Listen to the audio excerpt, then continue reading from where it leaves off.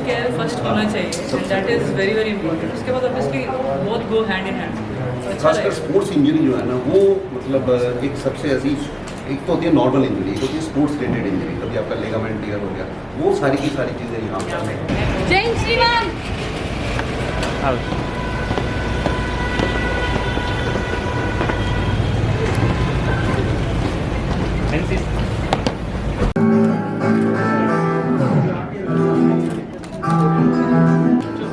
Sir Sallu क्या बोलेंगे?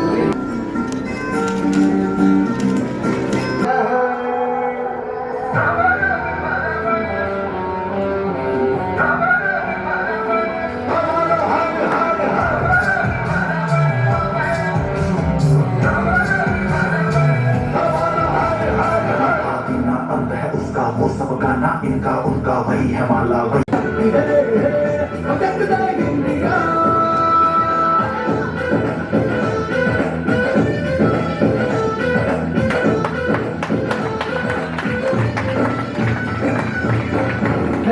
पतंगों में भिड़ती उमंगों में खेलों के मेलों में पल खाती रेलों में गन्नों के मीठे में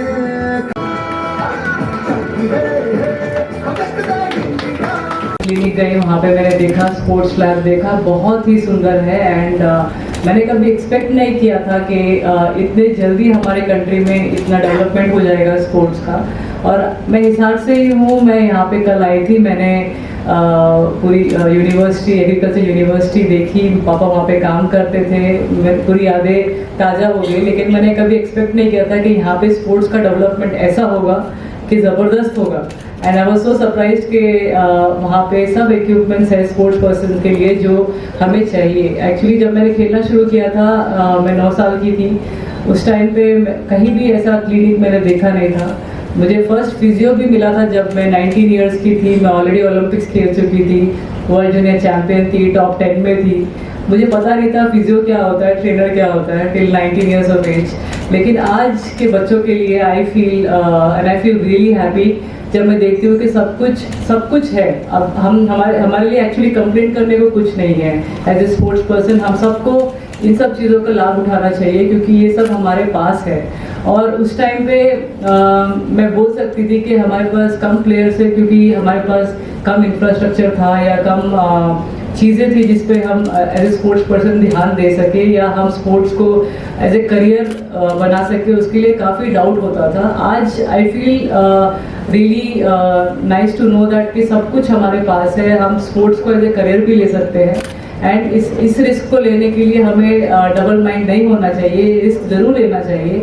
मैं सिर्फ पेरेंट्स को यही बोलना चाहूँगी कि अपने बच्चों को जितना हो सके स्पोर्ट्स में रखिए क्योंकि हमारे पास बहुत डॉक्टर्स इंजीनियर्स हैं, बहुत हैं हमारे पास। हमें सिर्फ और स्पोर्ट्स पर्सन चाहिए, वो कम है बट टैलेंट बहुत ज़्यादा है हमारे कंट्री में। हम बहुत टैलेंटेड हैं, सब बच्चे में कोई ना कोई टैलेंट रहेगा। यहाँ पे मैंने इतने सारे बच्चों को देखा योगा करते हुए, इट्स अमेजिंग। ये योगा कर सकते हैं तो ज़रूर कोई ना कोई स्पोर्ट्स भी खेल सकते हैं। इतनी फ्लेक्सिबल बॉडी ऑफकोर्स चाहिए एज ए स्पोर्ट्स पर्सन।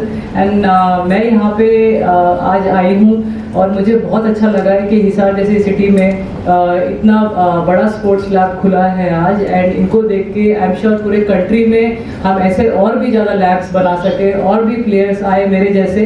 जब मैं कर सकती हूँ, देखिए मैं हिसार से हूँ, वरना वन बन सकी ऐसे स्पोर्ट में जो totally dominated by China, Korea और जैसे कि आप देखते आ रहे हैं कितने कंट्रीज डोमिनेट करते थे हमें पहले, लेकिन अब इंडिया नंबर 1 पे हो रहा है। हम सब स्पोर्ट्स में ऑलमोस्ट सभी स्पोर्ट्स में बेटर कर रहे हैं। लेकिन फिर भी जब हम ओलंपिक्स में जाते हैं या कोई बड़े ऐसे इवेंट में जाते हैं तो हमारे पास 5-6 मेडल ही रह जाते हैं।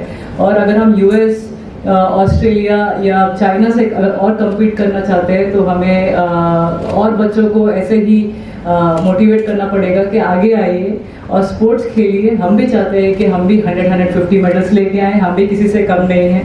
इट्स जस्ट दैट कि थोड़ा सा रिस्क पेरेंट के साइड से, बाकी आई थिंक इंफ्रास्ट्रक्चर इंप्रूव हो रहा है, ऐसे स्पोर्ट्स लैब आ रहे हैं, तो फिजियोज हमारे पास बेस्ट हो चुके हैं, डॉक्टर बहुत है हमारे पास अभी देखने के लिए, तो किसी भी चीज़ की कमी नहीं है। Again I would like to thank Hyundai और रूट फाउंडेशन की, उन्होंने इतना अच्छी चीज़ स्टार्ट करी है स्पोर्ट्स पर्सन के लिए, और उनके लिए ध्यान दिया है कि वो इन चीज़ों की सही से इस्तेमाल करें, एंड इन फ्यूचर ऐसी कोई दिक्कत ना हो स्पोर्ट्स पर्सन को कि उनका ध्यान सिर्फ स्पोर्ट्स की तरफ रहे, और ये सब चीज़ें उनके लिए कोई तकलीफ ना हो।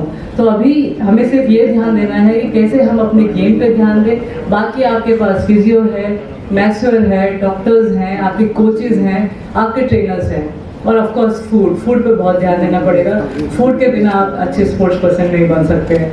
तो ये सब चीज़ें अब आपके पास हैं, and I am so happy to know कि दैट कि अब हमारे पास एज ए जो मैं बोल रही थी कि हमें स्पोर्टिंग नेशन बनना है, उसकी तरफ बढ़ रहे हैं, डेफिनेटली बढ़ रहे हैं, इसका स्टार्टिंग यहाँ से हो रहा है, और आप सब लोगों को बस एक चीज़ पे ध्यान देना है, वो है अपना गेम, अपनी हेल्थ, बाकी आप सब लोगों के लिए सब चीज़ें हैं, and I wish you all the very best. जब मैं कर सकती हूँ हम सब कर सकते हैं, स्पेशली लड़कियाँ यहाँ पे, लड़कियों पे ज़्यादा मैं बोलना चाहूँगी कि आप और आगे आइए। लड़के तो कर ही लेते हैं, वो हैं स्ट्रांग, बट लड़कियों के लिए भी मैं बोलना चाहती हूँ आप भी कम नहीं हैं, हमेशा लड़कों से कंपटीशन करते रहिए, वो ही हमारा साथ देंगे कि हम बेस्ट कर सकें, और उनको फ्रेंड भी मानिए बट अपना कंपटीशन भी मानिए, and I would like to wish all of you all the very best.